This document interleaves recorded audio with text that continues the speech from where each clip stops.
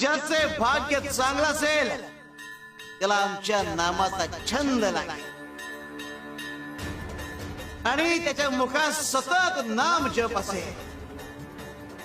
आमच्या नामाची गोडी निर्माण होईल. ध्यानी मनी स्वप्नी ही नाम संजीवनी वदनी असेल. त्याला निरंतर सुखाची प्राप्ती होईल.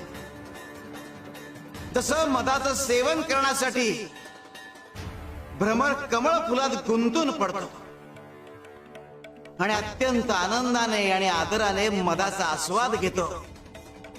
आमच्या भक्ताचे मन आमच्या नामाचे ध्यान लागून उच्च पातळीवर स्थिर होते. मन नामात एकाग्र होईल. त्याची चंचलता नाहीशी होईल आणि त्याचे उन्मन होईल.